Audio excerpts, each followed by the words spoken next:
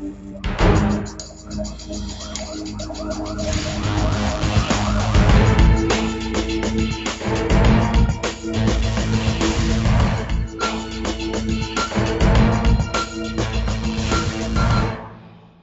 evening and welcome to Special Assignment. I'm Ashraf Garda.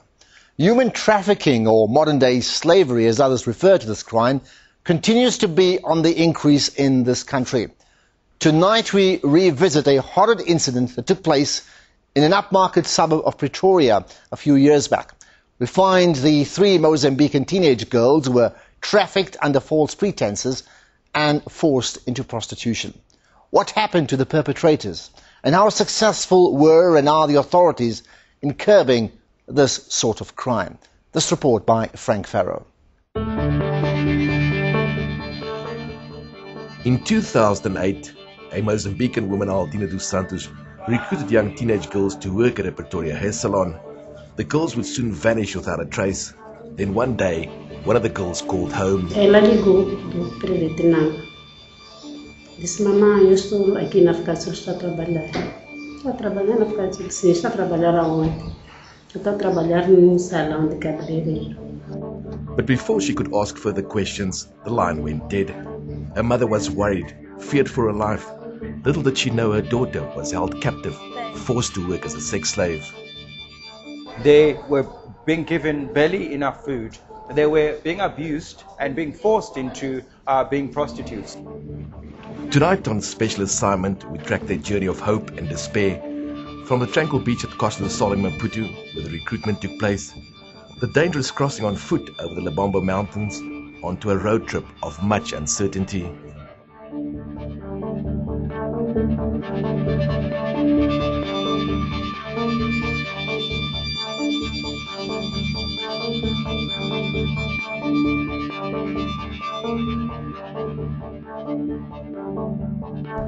I'm travelling on the Avenida de Marginal, heading towards Costa do Sol. It's a dangerous stretch with potholes in the road and many motorists here not observing the rules of the road. On my right hand side is the Indian Ocean. On my left, as you can see, are upmarket houses which stand in stark contrast to the poverty and squalor in the townships. I'm told that this area here is an ideal breeding ground for human trafficking.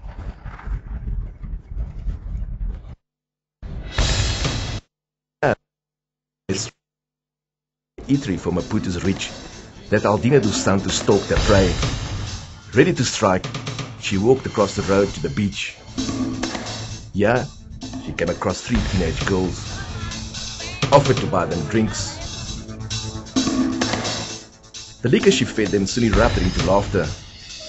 The girls danced, celebrating a new friendship. She took down their numbers. Little did they know they had just been recruited to work as prostitutes. It's now 3 years later. I'm driving with Mozambican lawyer Inácio Moçanhani. He's the man that investigated the case. It takes me to an undisclosed location to meet the girls and the family because they are ashamed to be seen in public. The mother of one of the girls says they are still traumatized by the incident.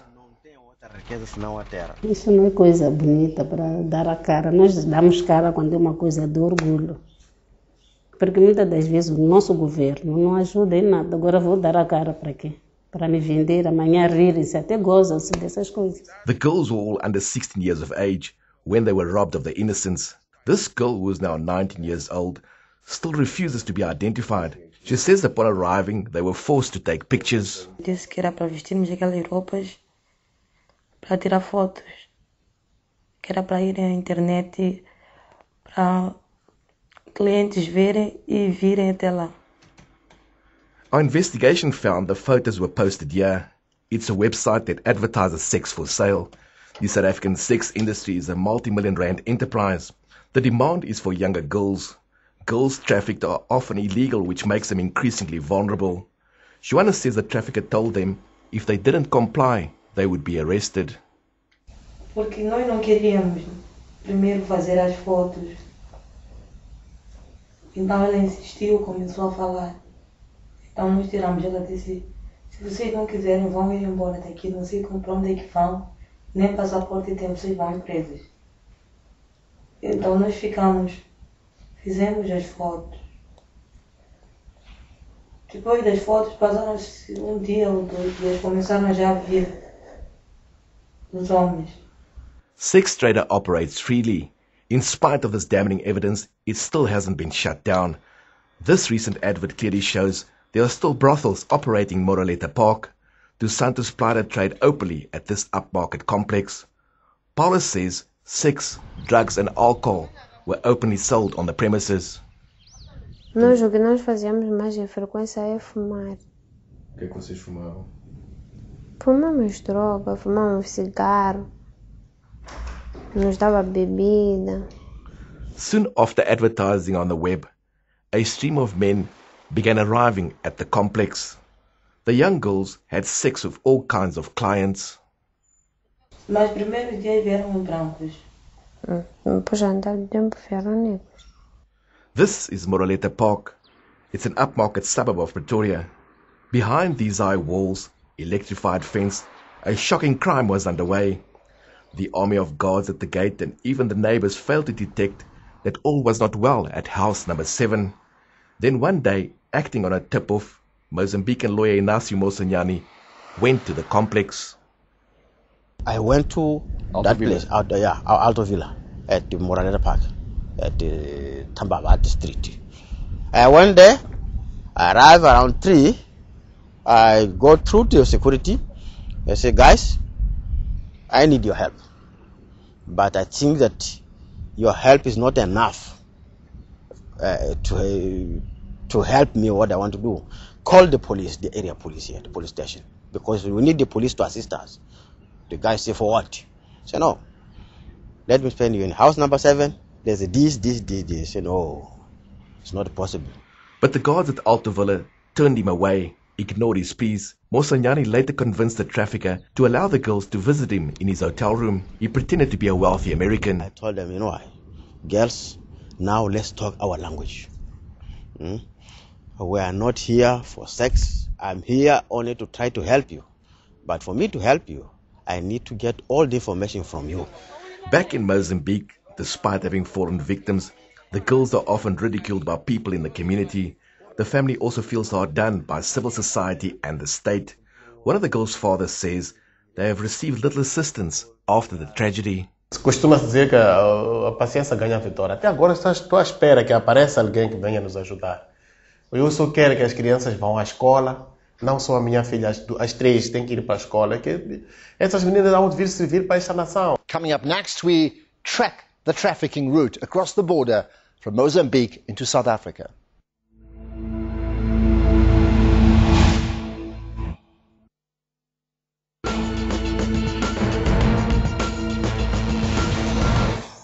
Mozambican attorney Inácio Moçanhani is a man on a mission.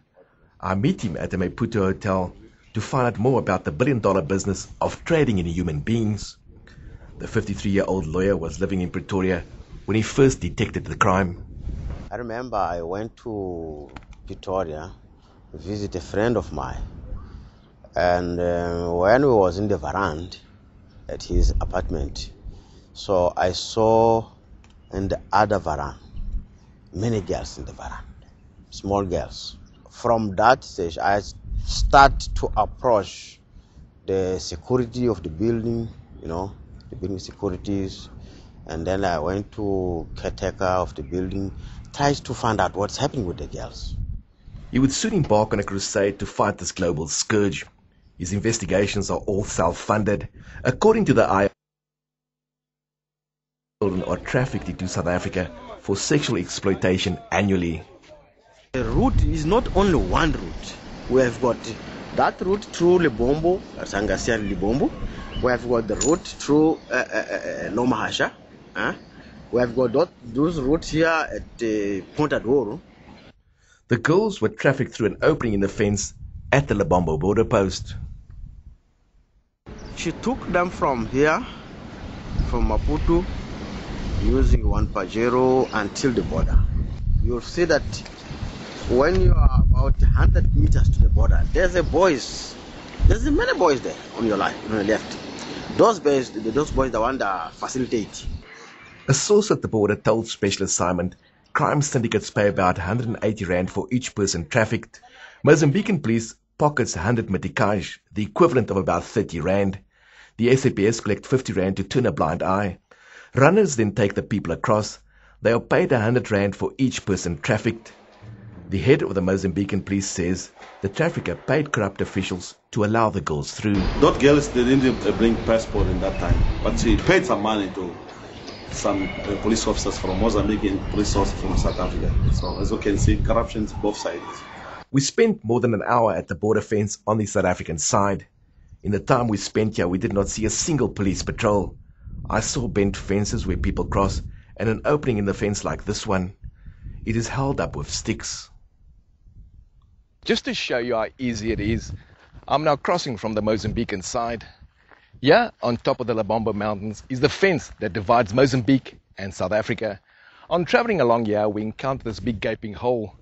This is an easy access point of trafficking of all kinds into South Africa. After drugs, humans are the most trafficked item. Mosanyani says crime syndicates work closely with the police. The success of all the syndicates, if it comes to drugs, guns, human trafficking, they have a support from inside the police. Meanwhile, at the Restano Gracia border post, in full view of our camera, a Mozambican customs official stamps several passports. The owners of these documents have not identified themselves and are nowhere to be seen. Previous reports have shown that border officials often receive bribe money to stamp passports illegally. I'm also told that some taxi drivers work closely with crime syndicates trafficking people. At the Lebombo border post, I meet Michael Ngomani. He's been a taxi driver for more than 20 years and has seen it all. Ngomani says people do filter through. A pessoa arranja, mas normalmente não é fácil. A pessoa apresenta o passaporte, carimba o passaporte, passa. Mas as pessoas podem filtrar, porque tem havido movimentos sempre. Há pessoas que falam que algumas pessoas aqui passam e depois são vendidas na África do Sul. Por acaso, tem-se falado disso, mas eu nunca vi concretamente. Mas as pessoas falam, dizem que isso acontece. Às vezes, eu lembro, parece que foi no ano passado, parece que alguns foram presos devido a essas coisas. This is a service station at Komati Poort. It's a welcome stop for tired travelers on the road to Gauteng. It's also a hub for illegal money traders. Here, money is openly exchanged into other currencies. With the right kind of money, you can buy almost anything. This is where the girls were picked up by the trafficker as they made their final journey to Pretoria.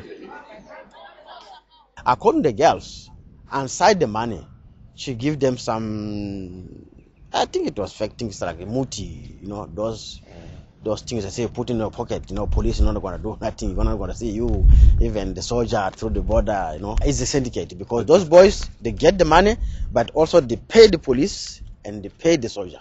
So how much does a lack of legislation on human trafficking add to the problem? We'll find out after this.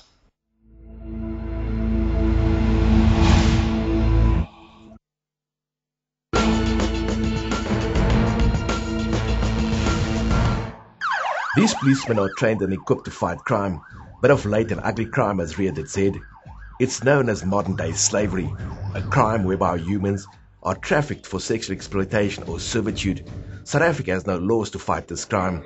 This leaves police and other authorities at a disadvantage.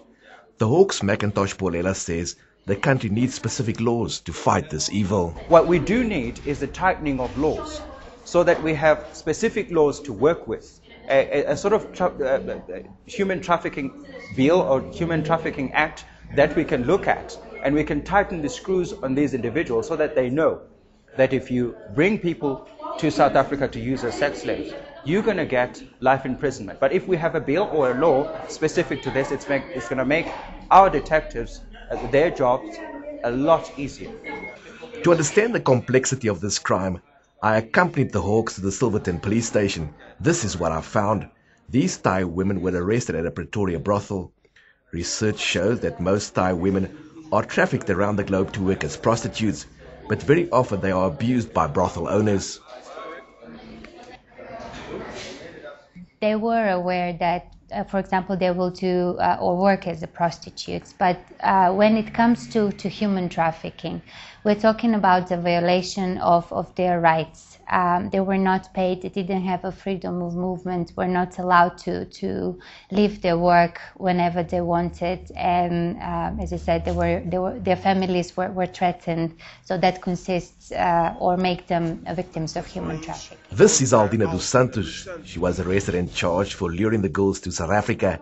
Soon after her arrest, Mozambique passed its trafficking laws. It also established this anti-trafficking unit. It comprises 6 members. At the moment, they're investigating 36 cases. In 2008, they reportedly rescued 200 Mozambican children trafficked to South Africa. This is a very serious matter, but now we are dealing with that. Since you can see, before we had not a law for human being trafficking, but from 2008, the government submitted at the parliament the proposal of law to deal with the human being trafficking, and the law was approved in June 2008. Now we are working hardly to find out what's going on with these people who used to traffic people to South Africa. A criança tem direito a ser protegida contra o tráfico de menores. These Mozambican children learn at a young age to report cases of trafficking. It's a workshop run by a non-governmental organization, Redcam. It aims to raise awareness and educate youngsters on the signs of human trafficking.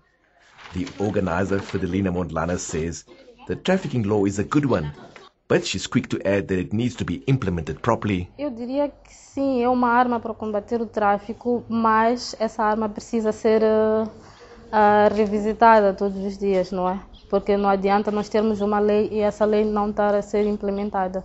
South Africa still doesn't have specific laws dealing with human trafficking.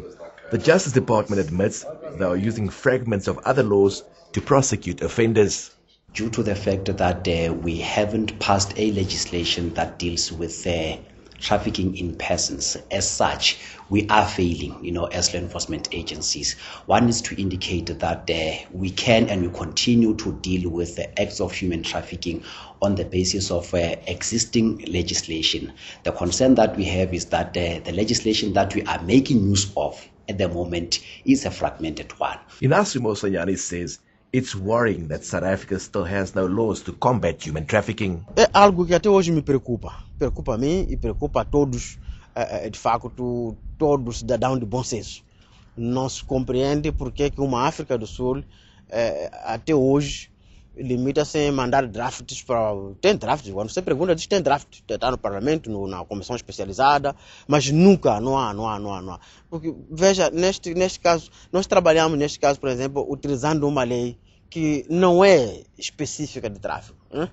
É uma recorrência. Mas por que o país não traz à superfície uma lei específica? Because there are no laws, Dos Santos could not be prosecuted as a trafficker. So the Pretoria Regional Court prosecuted her under the Sexual Offences Act for exposing a child to abuse. The trial took 3 years to complete. Dos Santos was sentenced earlier this year to life imprisonment. I feel that the life sentence is appropriate. You must understand that the person who's been abused and used as a sex slave will live with these scars for a lifetime. So equally, the abuser must suffer the consequences for a lifetime. It's a just sentence, and I believe that it's appropriate. Although Dos Santos will spend the rest of her life in jail, the victims have received little assistance. Compensation is an important part of this new law. But with no law in place, it's highly unlikely the victims will receive anything. The new legislation is a comprehensive mechanism and definitely will help us to bring the traffickers to justice and also to provide again more qualitative and comprehensive assistance to victims of human trafficking, starting from shelters, specialized shelters for victims of human trafficking, specialized psychosocial assistance for them, and even a compensation for the physical and psychological suffering. Fidelina Mondlane says society has failed the victims. She says the focus was more on penalizing Dos Santos. Eu penso que sim, porque no caso estavam todos mais preocupados em penalizar, não é? Em penalizar a Diana, no caso, e pouca atenção se deu às vítimas, não é? Deu-se muito pouca atenção, então eu penso que a falha foi nesse sentido. Meanwhile, the parents have appealed to government to assist the girls to overcome the horror. The little counseling they received after Dos Santos' arrest was not sufficient. Por favor, de virar a vista para as 3 meninas. Nós, como os pais, estamos a pedir que, por favor, o governo ou a quem de direito lance a mão para essas crianças continuarem a estudar, porque é a seiva da nação. Dizia isso o presidente Samora Machel. The victims say they are relieved the matter is now over, and despite this harrowing ordeal, Paula, the younger girl, still finds it in her heart to forgive the trafficker, a young mother of 2 small children. Aliviada, porque já sabia que o caso já terminou. Que eu não haverá ter que mais olhar para ela. É difícil, porque ela é mãe, tem filhos. Os filhos vão ficar com saudade dela. E ela ainda é menina. Ela podia ficar na cadeia, merece. Mas todo mundo tem direito a um perdão. However, for Joanna, it's more difficult to forget. She says she might one day forgive the trafficker, but not right now. Eu até posso, não sei, eu até posso perdoar, mas não agora. It's still not clear when South Africa will pass this crucial piece of legislation. The Dos Santos case is proof that human trafficking is a reality. But with no proper laws in place, it will be difficult to protect the victims and prosecute offenders.